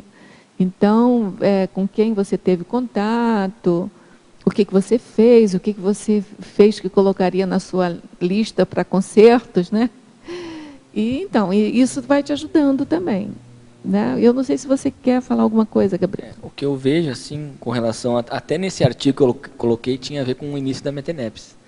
E até eu coloco uma frase enfática lá, que é o seguinte, eu não vou lembrar direitinho a frase, mas assim, basicamente a rigor, nos primeiros 20 anos de TENEPS, mais se aprende. Ou seja, a gente tem um grau assim, de aprendizado muito grande ainda, de conexão com o amparo. O que é o ideal? É a gente ter essa força de vontade de querer melhorar a nossa TENEPS. Então, você já está falando porque você está motivado a melhorar. Fica tranquila, não fica pensando no fenômeno pelo fenômeno, faz um acoplamento com o amparador, deixa o amparador comandar a TENEPS, que ele comanda. Você está ali na condição de doação de energia e ele vai comandar a sua TENEPS. Agora, o que é importante é o seguinte, a TENEPS, muitas vezes, levanta poeira multidimensional, dos traços que a gente precisa reciclar. Então, procure identificar se não tem algum traço que esteja por trás que você precisa mexer para melhorar a TENEPS. E está tudo certo, faz parte do processo ter altos e baixos. O importante é isso que a professora Rosa falou, é manter a força de vontade, seguir firme no horário, na auto-organização, fazer o trabalho energético, que com o tempo as coisas vão se aprimorando também. É isso que eu ia falar, eu ia lembrar do condicionamento energético, né? Manter sempre o condicionamento energético, a rigidez pensênica e manter-se firme ali. Não tem outro jeito. E depois a gente espera um artigo seu aí no Fórum da TENEPS, um verbete sobre isso. Eu não sei se ele já leu o manual, né? Porque lá explica bem assim, a fase inicial, que é mais egocármica. Às vezes, você pensa que não está sentindo nada, porque às vezes não está sentindo mesmo, mas os amparadores estão estão cuidando de você, enfim. Às vezes eles te apagam quando é necessário, mas também a gente não pode achar que toda vez que você não sente nada, ou que você dorme na TENEPS, tem alguém cuidando de você. Também não é assim, né? Porque senão você daqui a pouco vai para a TENEPS para dormir, não é isso. Então, tem que trabalhar. E a demanda da assistência também, porque às vezes, não é porque não está sentindo, às vezes você não está sentindo aquele padrão de esterilização mais intenso. Mas às vezes está sentindo uma energia mais sutil, é uma assistência específica que está acontecendo ali. Então, o que é importante é isso aí, é você manter a firmeza. Uma coisa que me ajudou muito foi quando eu comecei a receber os pedidos de TENEPS. Eu senti que a TENEPS deu uma mudada muito grande. Por quê? O que é TENEPS? É você fazer assistência. Então, quando eu comecei a receber os pedidos, automaticamente a demanda aumentou. E a esterilização aumentou e tudo aumentou. Então, acho que isso é uma coisa... Eu tenho uma hipótese que é porque fica mais objetivo para a gente, eu acho. Sabe? Porque você tem ali o pedido do TENEPS ali, né? Mas, enfim, agora, quando a gente fala manter firme, assim, é sempre qualificando, né? Estudando. O Gabriel lembrou bem, tem vários verbetes, né, que são fáceis acessos, assim, pelo site. E esse livro, Manual da TENEPS, acho que está gratuito para baixar, acho que da Editares. Você pode pegar na Editares, baixar gratuitamente e ler. Isso se você já não leu. E se já leu uma vez, lê outra vez, porque é bom ler. Ajuda bastante. Ajuda muito. Tem um novo livro também, lá que é da TENEPS, né? Que é tem aquele livro do TENEPS, que é o... Então, tem mas bastante... esse livro eu não sei se está disponível, não sei. Não está. Aí tem que comprar, mas pelo Shopcons dá para comprar também. Mas pelo Shopcons compra, né? Então, tá bom. Professor Gabriel, parafatologia, página 35, 18ª linha. A precaução evitando acidentes de percurso para psíquicos. Pode falar sobre quais precauções tomadas? Aí tem a questão seguinte. Você vai dar uma aula ou vai dar um curso que vai gerar mais desassédio, ou a própria TENEPS. Você começa a ficar mais... você começa a trabalhar mais com parapsiquismo, você começa a ficar, muitas vezes, você chama mais atenção das consciex. E, automaticamente, você começa a fazer assistências. Muitas vezes, consciex vêm para a sua psicosfera para serem assistidas depois da TENEPS. E se você faz isso de maneira inconsciente, o risco de acidente é muito maior. Por isso que é importante você estar muito bem mapeado com o seu CPC, com o seu Código Pessoal de Cosmoética, para você não colocar mais o pé na jaca. Eu já passei por acidente de percurso, que quase dessomei, por imaturidade, de pensar mal, ia dar uma palestra, e tinha, enfim, até eu falo em outro verbete sobre isso, no Bastidores da Aula de Conscienciologia, e eu tive um acidente de percurso, caiu um portão em cima do meu carro e tudo mais. Ali foi a lição na prática para mim, da importância desses cuidados. Como a gente tem que estar atento, como a gente tem que estar sempre ali na auto-organização. Então, por exemplo, vai chegar num local, não chegue em cima do horário. Chegue com antecedência. Vai dar uma aula, chega com 1 hora de antecedência. Vai fazer TENEPS, chega antes. Não fica na rua lá e chega em cima do horário. A auto-organização tem muito a ver com esses cuidados. Então, é priorizar mesmo. Não é brincadeira. Professor Gabriel, Fatologia, página 34, 3ª linha. Gostaria que explicasse e desse exemplos pessoais sobre a autodesperticidade construída diariamente, passo a passo. Eu vejo que isso tem que haver uma autoconscienciometria. Você tem que mapear quais são as situações que te tiram fora do eixo. Quais são as situações que te deixam autoassediado. No meu caso, eu mapeei que era a questão do orgulho e da reatividade, que isso que me incomodava. O resto eu lidava bem, mas quando alguém ia lá cutucava no meu calo, aí eu ficava incomodado. Então, isso que eu comecei a trabalhar. Aí a gente carrega um bloquinho no bolso, vai anotando as situações que isso ocorre, e isso ajuda muito a dispersar aquela energia, a dar uma aliviada também. Utilize a técnica dos 10 segundos para mapear, mas eu vejo que você mapear qual é o gargalo que você tem. E quais são as coisas que você já pode abrir mão. Porque muitas vezes você já está numa condição mais otimizada lá, até para conseguir essa questão da autodesatialidade diária, da autodesperticidade, mas você ainda não abre mão de certos caprichos. Então eu vejo que mapear isso daí auxilia nesse contexto da autodesatialidade.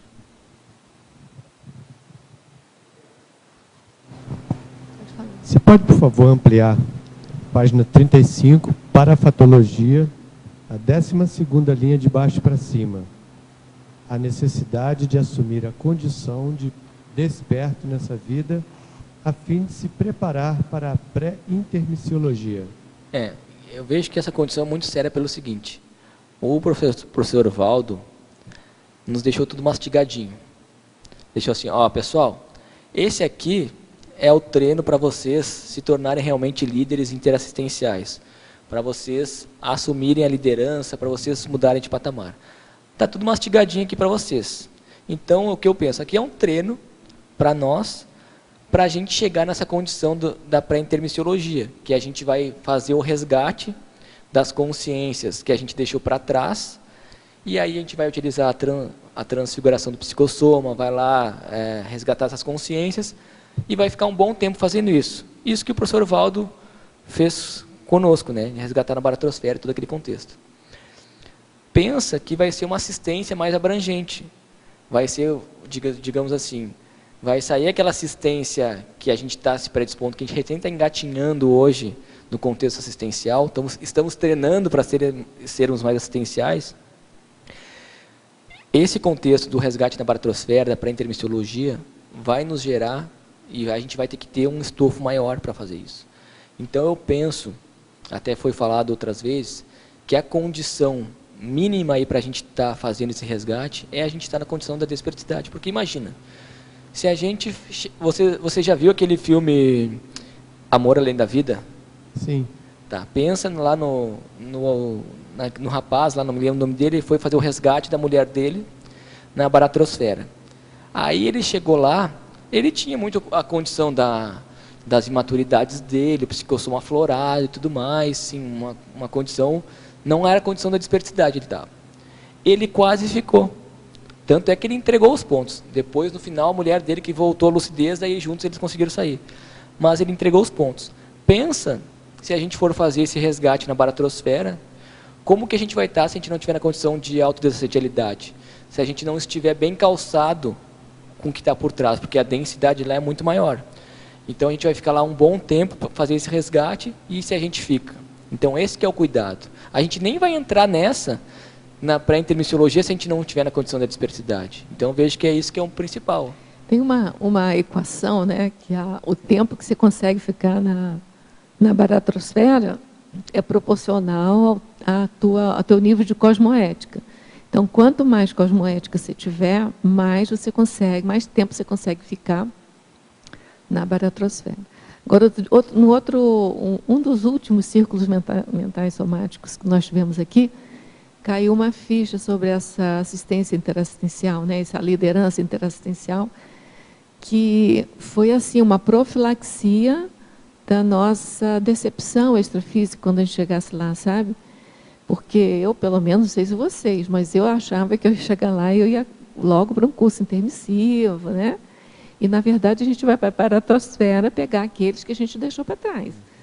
Então, imagina, quando o professor Valdo falou para a gente da liderança interassistencial, ele fez uma bela de uma profilaxia, né? Uma paraprofilaxia, para quando a gente chegasse lá no extrafísico não ficasse decepcionado. E uma decepção dessas lá no extrafísico dá melex, dá uma série de questões. Então, assim, ó, eu não tinha fechado essas pontas, sabe? Mas, enfim, vamos, né? Interessante, vamos trabalhar. Vamos trabalhar. Professor Gabriel, Fatologia, página 34, 8ª linha. O lema de se manter desassediado só por hoje é uma técnica bastante interessante. Pode comentar mais sobre isso? Eu fiz estágio em clínica de dependência química na psicologia, então a gente frequenta lá os narcóticos anônimos, os alcoólicos anônimos também, então tem esse lema deles, né, que é não beber só por hoje. Aí eu associei por isso, se manter autodesassediado só por hoje. Sabe quem que fazia essa técnica? O Everton Santos, o professor Everton Santos também já tinha falado dessa técnica. Não sabia. Eu sei, eu estou vendo que você não sabia, mas assim, coincidentemente ele já tinha falado aqui também. Interessante. Então é mais com relação a isso, porque às vezes a gente acha que aquela questão de ficar, porque eu vou ficar mal, não, por hoje vou me manter autodesassediado. Então, quando a gente começa a fazer isso, a gente começa a acumular dias desassediados até chegar numa condição do desassediado permanente total, né? Confortável, né? Em Fatologia, página 35, quarta linha. Pode comentar sobre a lucidez para manter os pés firmes na rocha e o mental soma no cosmos? Porque o povo tem muito preconceito, muitas vezes. O pessoal vai estudar lá conscienciologia, projeciologia, vai ficar só pensando em projeção e extrafísico e não sei o quê, e esquece do dia a dia. Mas o que é importante é o seguinte, que a gente costuma dizer, quando a gente estiver numa casa ou ou o físico está meio destrambelhado, a gente fala, se o intrafísico está assim, pensa no extrafísico. O que eu quero trazer com essa citação? Que é você manter a lucidez nas prioridades do intrafísico, você manter o discernimento, manter a atenção com as outras pessoas, as reconciliações que você tem que fazer, e tudo isso é manter os pés firmes na rocha. Mas sabendo que tem um contexto no cosmos, tem um contexto mais ampliado, tem uma condição de multidimensionalidade aí atuando o tempo todo, então é a gente conseguir usar dessa forma, nem ficar só de um lado, nem só do outro. Eu acho que é achar esse meio termo, assim. Eu acho que é uma diferença grande que acontece. O professor Gabriel, aqui na linha 11 da Fatologia, você coloca o lema de não andar para trás sem nem para pegar a embalo. Eu achei essa técnica, esse lema mais apropriado do que o da linha 8. Lema de se manter assediado só por hoje, desassediado só por hoje, porque ele transfere uma expectativa, né?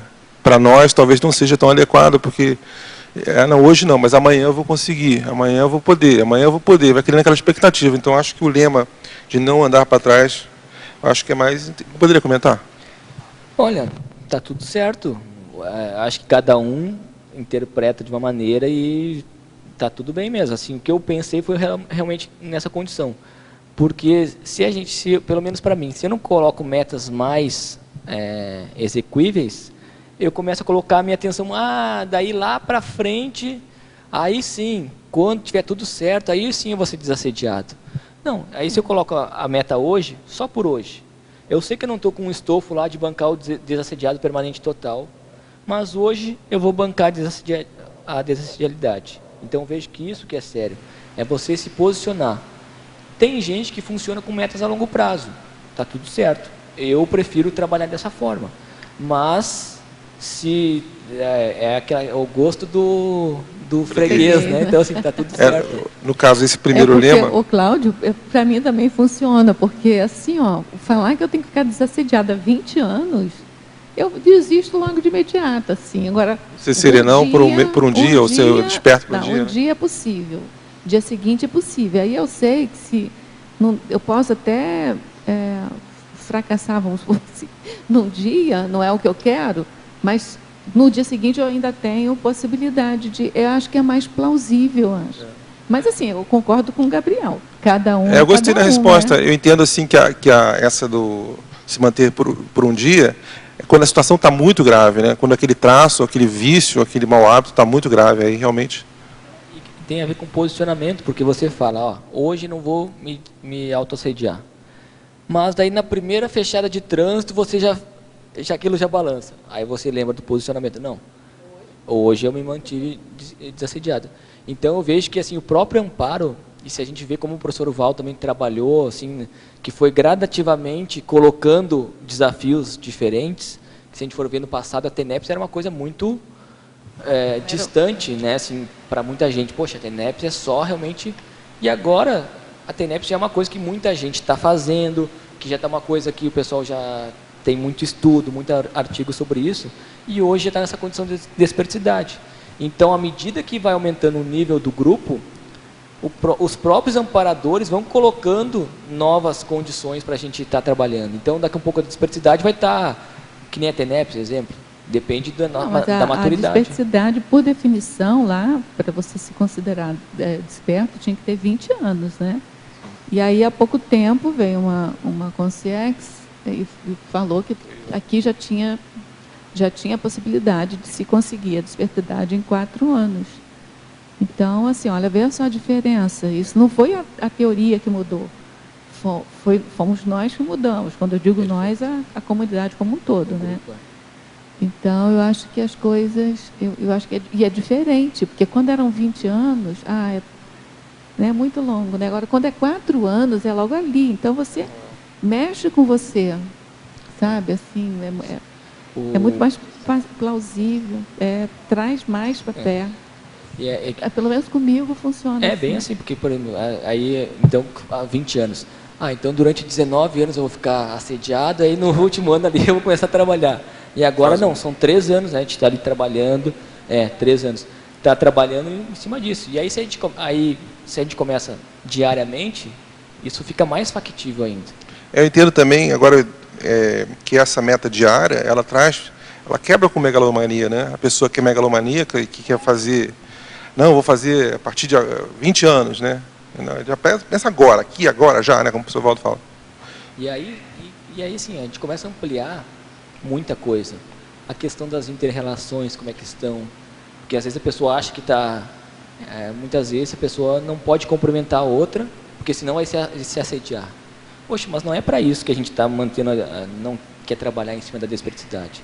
A gente quer trabalhar para justamente aumentar a assistência. Então, assim, a gente ir nas pequenas coisas. Às vezes, aí tem que ampliar muito, mas assim, às vezes tem coisas lá da infância que estão mal paradas conosco e aquilo estão atrapalhando a nossa manifestação hoje.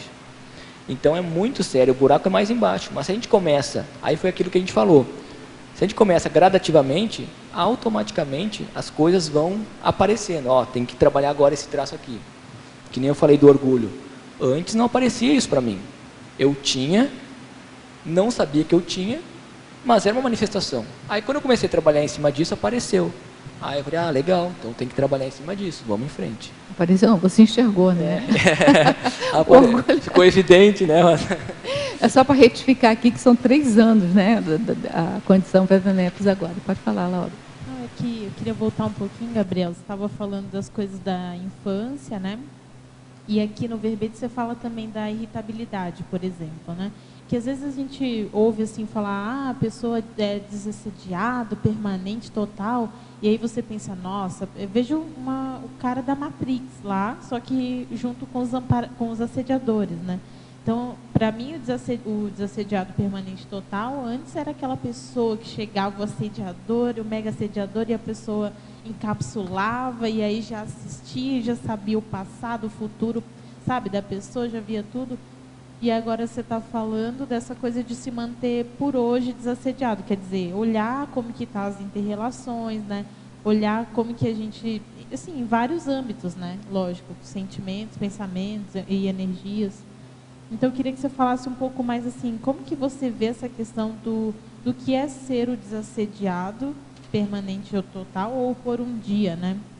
Para desmistificar essa coisa do que é ser o desperto, né? Sim. Eu vejo que tem várias gradações, até o próprio professor Alexandre Nonato, ele trabalha muito em cima disso, e ele fala essa condição do crescendo da desperticidade, que tem vários graus e tudo mais. O que eu vejo com relação a isso é a gente conseguir mapear as situações que a gente, por exemplo, fica irritado.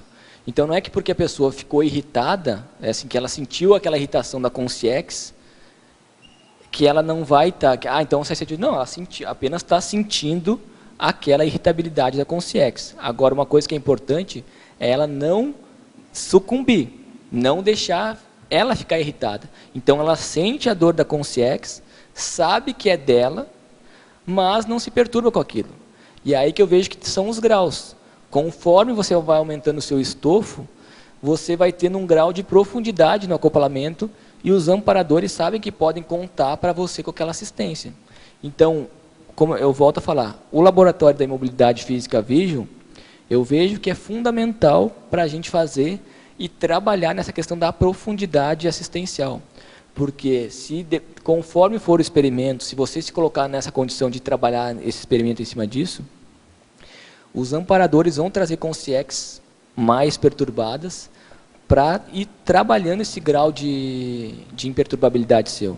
Então, eu vejo que é uma técnica muito boa que pode ajudar em relação a isso. Então, a gente pode falar que a autodesassedialidade diária seria essa ampliação da capacidade pessoal de lidar com as situações nossas e das consciências, né, Perfeito. de qualquer pessoa. Perfeito. Agora, Laura, a gente não está dizendo de modo nenhum que ficar desassediado por um dia já é desperto, tá? Só, Não, eu sei que você não está fazendo essa confusão, mas para quem está ouvindo a gente, é bom a gente deixar bem claro. Essa técnica é uma técnica para a gente ir se autodesassediando e com isso a gente ir conquistando essa condição de se permanecer desassediado, tá certo? Obrigada. E para a fatologia, página 35, penúltima linha, poderia falar sobre a autoparavacinação holossomática? A autoparavacinação holossomática é o seguinte, você mesmo ir criando situações para você ficar imune àquelas patologias. Então, como eu falei antes, o estado vibracional, a autopesquisa, a TENEPS, tudo isso vai te ajudando a você conquistar essa autoparavacinação. Você vai tendo o mitridatismo, ou seja, você vai ficando imune àquelas energias mais patológicas, você vai ficando imune, é o veneno, né? Você vai ficando mais imune a isso. Então, a autoparavacinação é isso. É você gradativamente criando circunstâncias, técnicas e situações que você vai mapear muitas vezes para estar imune àquelas patologias. Não que você não vá ter contato, você vai ter contato e cada vez mais profundo. Porém, você vai estar imune a isso, né? Gabriel, na sua quinta linha da fatologia, página 34, você tem assim, ó, o auto-imperdão possibilitando a desassedialidade e, em seguida, o hétero-perdão melhorando as relações interassistenciais. Você podia fazer esse cotejo do auto-imperdão com hétero-perdão, pode ser até o hétero-perdão antecipado, com a autodesassedialidade diária? Eu penso o seguinte, aí tem dois pontos nessa questão do auto-imperdão, tá?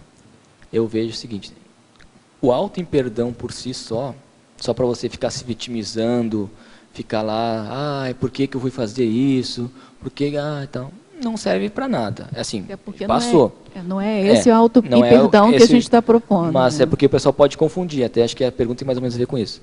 Então, a pessoa fica lá anos se vitimizando, tá, passou. Coloca uma pedra no assunto, daqui para frente você vai mudar e se perdoa, tá tudo certo. O que eu quis trazer com esse auto-imperdão é você cada vez mais ser exigente com você. Você não se permitir ficar cometendo os erros repetidos, erros bobos, aqueles que você já sabe. Então, aí que eu trago essa questão do auto-imperdão. Então, com você é exigente. Você tem essa questão do auto-imperdão. Agora, o hétero-perdão é com os outros. Então, assim, verbete professor Valdo, pré-perdão assistencial. As pessoas vão errar muito. Então, até no início do verbete ele fala mais ou menos assim, pessoal, vocês podem fazer o que vocês quiserem, né? Errar o que vocês quiserem, até o ano 3000. A partir do ano 3001, eu vou começar a rever tudo que vocês me fizeram. Ou seja, dando muito tempo, porque sabendo dessa condição que as pessoas vão errar muito. Então, acho que essa questão do hétero-perdão é isso. É a gente perdoar as pessoas, muitas vezes antecipadamente, que é um trabalho que exige muito esforço, sem ficar passando a mão na cabeça, porque senão você está se acompliciando anticosmoeticamente, mas perdoar, a pessoa fez, ok, vou na ideia, não na pessoa. Então eu vejo que é isso, é ser mais exigente com a gente e procurar ser mais flexível com as outras pessoas, no sentido de perdoar mesmo, deixar para lá, a pessoa cometeu erro com você, está tudo certo, perdoa. Pode ser a pessoa, não vai ser a pessoa que você vai eleger para o seu círculo de amizades, por exemplo, mas está perdoado e vamos em frente. Gabriel, aqui na página 35, 8ª linha da fatologia, você já falou desse tema da evitação das evocações sem necessidade. Mas existem as evocações positivas e do serenônio, do evoluciólogo. Eu vejo que o problema está exatamente nisso que você falou agora, da questão de fazer evocação com auto-vitimização. Fazer evocação com lamúria, fazer evocação com sofrimento, com raiva, aí eu acho que deve ser evitado. Mas a evocação com serenão sempre é positiva. Você vai afinizar, você vai gerar sintonia, vai gerar sinergismo. Queria que você comentasse, expandisse isso aí. O que eu vejo que a gente tem que ter cuidado da seguinte forma. Se você está fazendo um trabalho assistencial, cosmoético, e aí tem os níveis gradativos, automaticamente vai ter amparo. Aí, conforme for a demanda daquela assistência, vai ter, sei lá, um amparo de X, Y, Z. Então, não há necessidade, na minha opinião, de você estar evocando. Tipo, venha para cá agora que eu... Não. Isso faz parte do trabalho. Agora, que nem a gente comentou antes. A pessoa pensa que nem serenão, ou pensa que nem desperto. Automaticamente, esse vínculo, essa afinização já se faz presente. E você não precisa estar evocando ou venha para cá. Não. Vai fazendo assistência que automaticamente vai ter amparo para o negócio. Aí os níveis vai depender de cada tipo de assistência, né? Na sua... Poderia, na página 35, a terceira linha de baixo para cima da parafatologia, o que é a refratariedade cosmoética? A refratariedade é esse contexto de você vir a energia consegue ir, mas aquilo não te sucumbe, aquilo você fica refratário, você fica...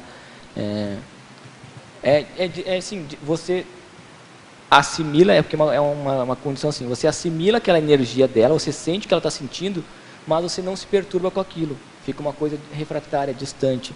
Então, por exemplo, tem muito a ver com o contexto, às vezes até do próprio autoencapsulamento e tudo mais, mas você consegue sobrepairar aquela situação, você não sucumbe àquelas energias patológicas. Foi isso que eu quis falar com relação a isso. Refratário é ser resistente, né? Você fica resistente ali. Em seguida dele, eu até pensei que ele fosse fazer a pergunta que eu estava vendo aqui. Você quer fazer mais pergunta? Você está com o microfone? Quer? Não. Em seguida, tem assim, a promoção da auto-mega-euforização, auxiliando na construção da desassedialidade. Aí a minha pergunta para você é nessa ordem mesmo? Você não acha que precisa de ser desassediado para conseguir uma auto-mega-euforização possante, assim? Ou você acha que pode fazer um EV, mesmo que você não seja ainda desperto, que você consiga fazer uma mega-euforização possante, ou também tem níveis de mega-euforização? Eu vejo que tem níveis. Então, acho que é pontual essa sua colocação aí. Mas aí eu vejo que tudo isso são níveis mesmo. Vai ser de acordo com a predisposição da pessoa mesmo, né? Para promover essa auto-mega-euforização aí. Porque aqui eu estou vendo que é como se fosse uma autopromoção, né? Uma promoção isso. Pela pessoa. E começa a ter uma expansão, porque o que acontece? Eu penso que se você está assediado, você não vai conseguir promover realmente essa... Nem um EV você consegue, né? Assim, até você consegue um EV meia boca ali, muitas vezes, quando está com a pressão, mas essa condição que você vai expandir as suas energias, nessa auto-mega-euforização, expandir todo o holossoma, eu vejo que você não consegue fazer se você estiver assediado. Aí que vem a questão da autodesassedialidade diária, que você não está com a condição de desperto, que é bancar lá por, sei lá, 365 dias no ano e vários anos a condição da desperticidade, mas pelo menos naquele dia você está desassediado e você consegue bancar essa auto-mega-euforização. Oi, dá licença. Eu penso que às vezes até naquele momento, eu acho que não precisa ser desperto para fazer auto-mega-euforização. Eu acho que é possível. Não, eu também tenho, assim, eu já fiz uma autorreflexão de 5 horas, mas ali a gente não está sozinho, né? Sim. Entendeu? Aqui é a questão de você autopromover. Entendeu? Aí essas mega-euforizações assim, instantâneas podem não ser pela autopromoção. Era isso só que eu queria saber. Aí eu acho que é um ponto... Mas eu acho que tudo é possível, com a consciência tudo é possível. Rosa, aí eu vejo que é um tema muito interessante, porque aquele negócio, você começa o trabalho, vamos promover a auto-mega-euforização, mas vai chegar junto ao amparo, vai chegar junto ao contexto. Então, assim, é delicado mesmo comentar esse assunto, porque você não está sozinho ali. Nunca está sozinho, então, né? É interessante isso aí, tem que fazer um outro verbetes. Não, de qualquer modo, a gente vai querer fazer, vai querer promover, né? O importante é a gente não ficar nessa dúvida e parar, Isso, é. porque está na dúvida. Não, vamos tentar fazer. É isso aí, começou a fazer. Aí começou a sentir aquela... E começou a ver que está expandindo mais, está expandindo mais.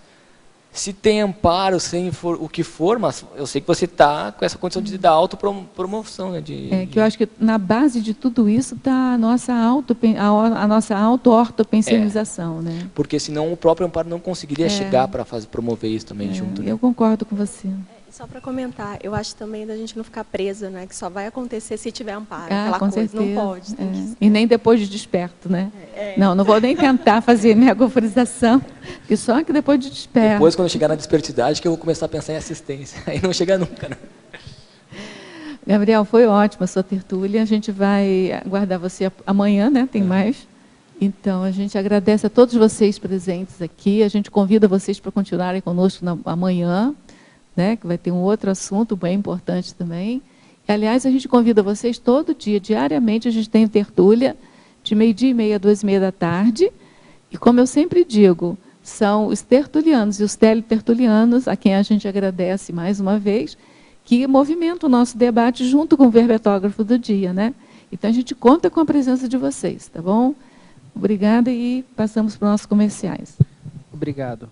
As pontuações da tertúlia de hoje são 17 assinaturas no livro de presença, 19 perguntas presenciais e 16 perguntas respondidas online. Hoje teremos um recado. Teremos o professor Alexandre, concurso ECP3. Boa tarde a todos. O convite é para o curso ECP3, que é o curso de extensão em Conscienciologia e Projeciologia.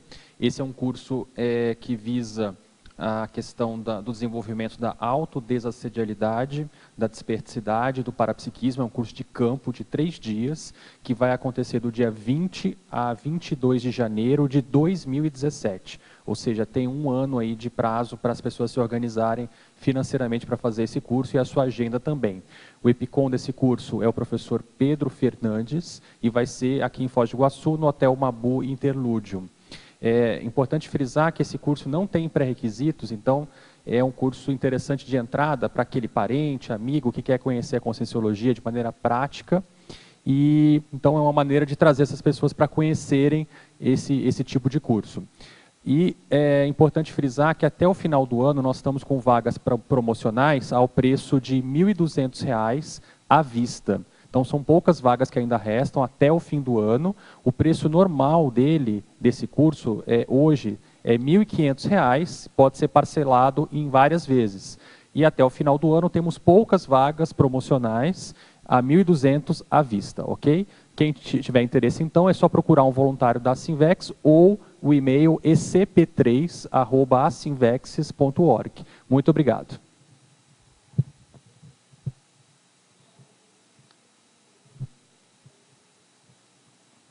Para amanhã, teremos o verbete Exemplarismo Docente, especialidade Teaticologia, e o verbetógrafo, professor Gabriel Lara. Muito obrigado a todos e uma boa tarde.